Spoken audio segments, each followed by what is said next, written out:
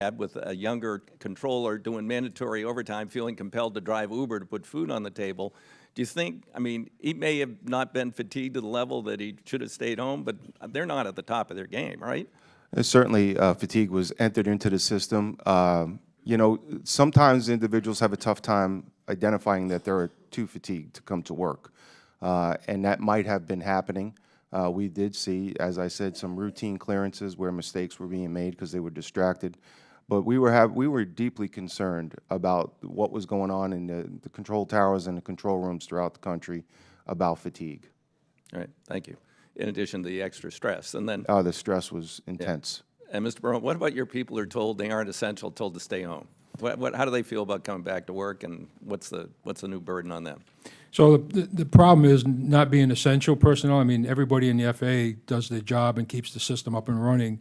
Again, the safest in the world, most complex. And to say you're not important for these 35 days, the morale was just tremendous that they just said, why should we stay? Why should we bother continuing working for the agency? A lot of your people have technical expertise. Couldn't they find private sector jobs? Absolutely, especially the inspectors. They can go back to industry, and our technicians and workforce, they can go find other jobs because they have that unique ability to do So that. if this uncertainty continues into the future about whether these are stable long-term jobs, you may have trouble getting qualified people to fill your openings. Absolutely. Yeah, okay.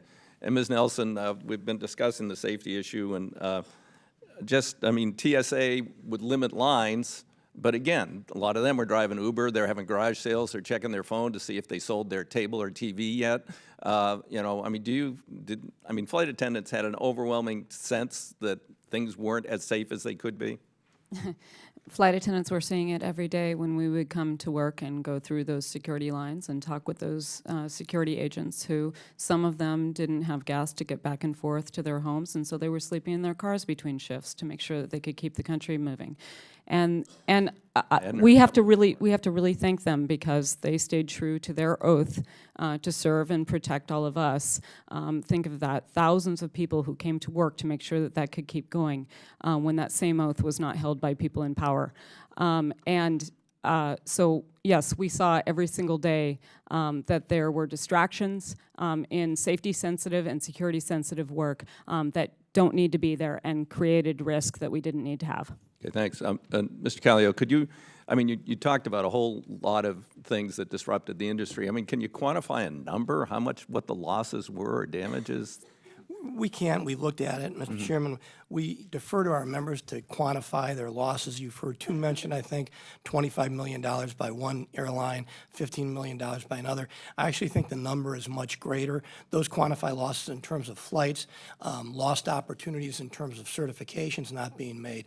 But the cumulative impact of all the things that everybody up here has mentioned add up to much, much more in terms of disruption to the system and what has to happen down the line. Also, we were taking our own employees off the line to help TSA employees and CBP employees, and so that all has an impact that I think is not readily quantifiable. Someone, of course, could come up with a number. I can't. Okay. Thank you. Just in reference to statements that have been made, I was not here when Carter was president either. I can't quantify what happened then, but shutdowns are stupid no matter who's in the White House or who's in Congress, and they've got to end. I'm not only introducing this legislation, I'm on a bill that's been introduced in the House to say that all agencies would continue under continuing resolutions in case we don't agree on appropriations and a budget in the future at their current levels.